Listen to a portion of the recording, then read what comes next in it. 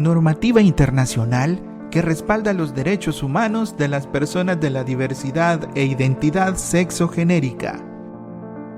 ¿Te has preguntado qué marco normativo internacional respalda los derechos humanos de las personas de la diversidad e identidad sexogenérica?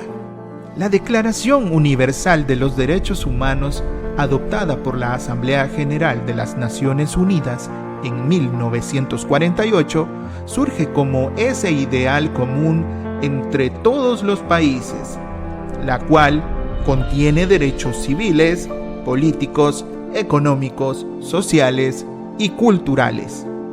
Al ser diseñada como una exposición de pretensiones u objetivos que debían ser alcanzados por los estados, no formó parte del derecho internacional obligatorio.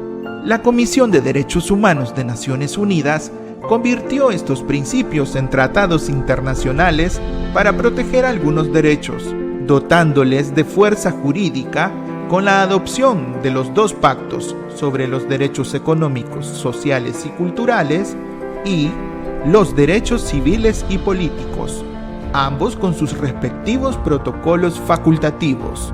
Cuando estos dos pactos internacionales entraron en vigor en 1976, muchas de las disposiciones de la Declaración Universal adquirieron carácter vinculante para los estados que los ratificaron, entre ellos El Salvador. En el marco del Sistema Interamericano de Derechos Humanos también existe una significativa cantidad de instrumentos jurídicos para la protección de los derechos humanos. Entre ellos destacan la Convención Americana sobre Derechos Humanos o Pacto de San José de Costa Rica, la Convención Interamericana para Prevenir y Sancionar la Tortura, el Protocolo adicional a la Convención Americana sobre Derechos Humanos en materia de derechos económicos, sociales y culturales, conocido como Protocolo de San Salvador, el Protocolo a la Convención Americana sobre Derechos Humanos relativo a la abolición de la pena de muerte, la Convención Interamericana para Prevenir, Sancionar y Erradicar la Violencia contra la Mujer, más conocida como la Convención de Belém do Pará, y la Carta Democrática Interamericana. El Estado salvadoreño ha ratificado relevantes tratados internacionales en materia de derechos humanos, que si bien es cierto, no abordan explícitamente los derechos de la población LGBTI. La aplicación de las normas internacionales de derechos humanos se rige por los principios de universalidad y no discriminación, consagrados en el artículo 1 de la Declaración Universal de Derechos Humanos, que dice: todos los seres humanos nacen libres e iguales en dignidad y derechos. Así también lo menciona el Consejo de Derechos Humanos. Todas las personas, incluidas las personas lesbianas, gay, bisexuales y trans, tienen derecho a gozar de la protección de las normas internacionales de derechos humanos, en particular, los derechos a la vida, la seguridad de la persona y la intimidad, el derecho a no ser sometido a torturas ni detenciones arbitrarias, el derecho a no ser sometida a discriminación y el derecho a la libertad de expresión, asociación y reunión pacífica. La no discriminación es un principio básico de los derechos humanos, consagrada en la Carta de las Naciones Unidas, la Declaración Universal de Derechos Humanos y los Tratados Básicos de Derechos Humanos. Los mecanismos de protección de los derechos humanos a nivel internacional, como los comités, han confirmado que los estados tienen la obligación de proteger a las personas de la discriminación debido a su orientación sexual.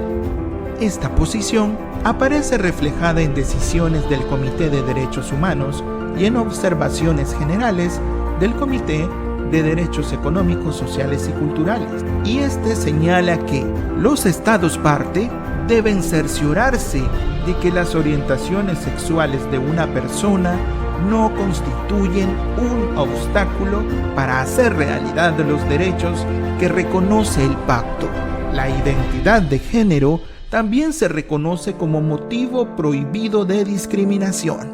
Por lo anterior, sin ser necesario que los tratados, protocolos o convenios internacionales hagan una referencia expresa a la población LGBTI, se entiende que el compromiso del Estado salvadoreño les incluye desde el momento mismo de su ratificación, de tal forma que deberá entenderse que el Estado está obligado a proteger a las personas contra la violencia debido a su orientación sexual, identidad y expresión de género.